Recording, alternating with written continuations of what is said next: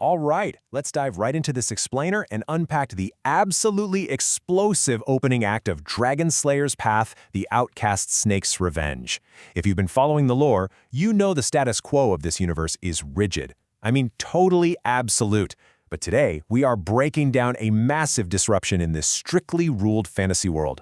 We're going to get into the exact mechanics, the hidden lore, and those crazy, visceral turning points of Episode 1, Part 1. We kick things off with this brutal quote from Lord Virith. "Kneel and prove your worth, or fall and stain the earth with your shame." Wow, right? Before we even meet our protagonist, this single line completely sets the stage. It establishes this high-stakes, deeply oppressive atmosphere in the Vilest Spire arena. It's literally a coliseum of blood and stone. And Virith's words? They aren't just a casual threat. They are the absolute law of the land. Section 1. The Beast Continent Hierarchy, a strict social divide. So to really grasp why the upcoming arena fight is so shocking, we first have to look at the rigid hierarchy governing the Beast Continent. What's super fascinating here is how the source material flips typical fantasy tropes completely on their head. The dragons aren't just mindless beasts hoarding gold in some dark cave. No, they are the divine dragon clan. They rule from the sky, they're worshipped as literal gods, and they strut around showing off these magnificent gold-red scales. And then, at the total opposite end of the spectrum, you've got the Naga clan. These guys were once feared as serpentine kings, but now they're forced to literally slither in the dust. They're the outcasts, the low-born laborers scraping by in ragged snakeskins. It's a total absolute hierarchy. Section 2. A Supreme Master Reborn. Takshak's Secret. Enter Takshak. He is a total walking contradiction. On the outside, he just looks like a fragile 18-year-old kid. He's wearing ragged gray robes stitched from old snake skins, he's got ritual ash in his hair, and his bare feet are sinking into the fine dust. Honestly, he looks like a peasant. But internally, totally different story. He actually possesses a reborn Supreme Master's soul. He literally remembers the weight and feeling of 1,000 years of cultivation experience. He's got these dormant, ancient magical currents just waiting beneath the surface. So he's an ancient powerhouse hiding in plain sight as a fragile outcast. Section 3. Duel in the Arena. Coliseum of Blood. All right, keeping that in mind, let's step into this buzzing coliseum where Lord Virith decides to target Takshak as his next victim.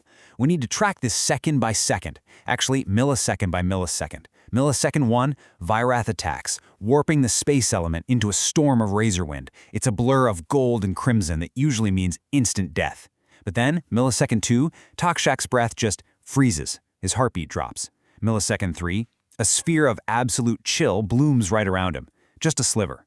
Millisecond 4, Takshak injects a snake venom sub-element straight into Virith's aura. And by millisecond 5, time snaps back to normal, and the mighty dragon crashes to the arena floor, literally rattling the stone. To put that into perspective for you, a human blink takes about 300 milliseconds. This entire brutal exchange happens faster than a housefly flaps its wings. Unbelievable, right? Section 4. The Dragon Slayer's Path. Forbidden Mechanics. Okay, so the million-dollar question. How exactly does an outcast snake stop a golden dragon mid-air? How did he survive an attack that should have turned him to dust? Well, it all comes down to the Dragon Slayer's Path. The source material is super clear here. This is not just some neat combat trick you pick up in a dojo. It's a deeply embedded, ancient, and highly forbidden cultivation vein hidden within Takshak. When Virith launched that fatal strike, this vein reacted instinctively, feeding directly on absolute chill and literally freezing time for the attacker. For Virith, suspended up there in the air, a single heartbeat felt like an absolute eternity. And here is where Takshak's true mastery really shines, because he doesn't just kill Virith. No, he humiliates him. Takshak releases just a tiny, thin thread of snake venom sub-element. Instantly, these black veins start spreading underneath Virith's perfect golden scales like some sort of creeping curse. The dragon's breath turns incredibly jagged, heavily resembling a serpent's hiss. The almighty Lord Virith is forced to spit out illusory venom right in front of everyone. It completely proves to a stunned, frozen crowd that, in Takshak's own murmured words, even gods fall. Section 5. Integrating the outcast soul. A visceral integration. Right after that insane duel, the arena is absolutely reeling. Dragons are trying to play it off as a fluke, while the Nagas are whispering about a reborn king. Meanwhile, Takshak gets out of there and flees to the Venom Marshes. Out there, among these crumbling Naga ruins and ancient statues of coiled serpents, we get this incredibly visceral, step-by-step physical integration of the outcast soul. Step 1.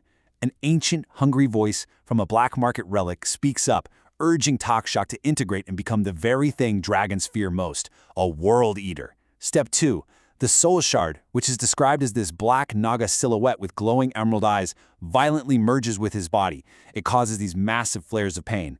Then, in step 3, his physical body starts transforming to match his supreme master soul. You actually see faint scales flickering and materializing across his skin. Finally, step 4, a cool blue glow pulses through his veins as the absolute chill settles permanently into his meridians. He isn't just a vessel anymore, guys. He is ascending. Which brings us to this absolutely iconic closing line from the text. The world still worshipped dragons, but on the beast's continent, the first snake had bitten back. I mean, that just beautifully sums up the monumental shift we're seeing in the universe's status quo. The 1,000-year hierarchy hasn't been completely toppled quite yet, but that first major domino has finally fallen into Takshak's quest for vengeance. So to wrap up this explainer, we really have to ask ourselves one crucial question. The first snake has bitten back, but how will the dragons answer? Because as Takshak stands out there in those ruins, fully feeling his new power, he can hear the distant roar of the dragons returning to their spires. A devastating retaliation isn't just likely, it is absolutely inevitable at this point. Just think about it. How is a clan of literal sky gods going to react to a dusty outcast making one of their lords kneel? I really hope this breakdown helped clarify the insane mechanics and deep lore we're dealing with here. Keep all of this in the back of your mind as you move forward in the story, because trust me, things are only going to escalate from here.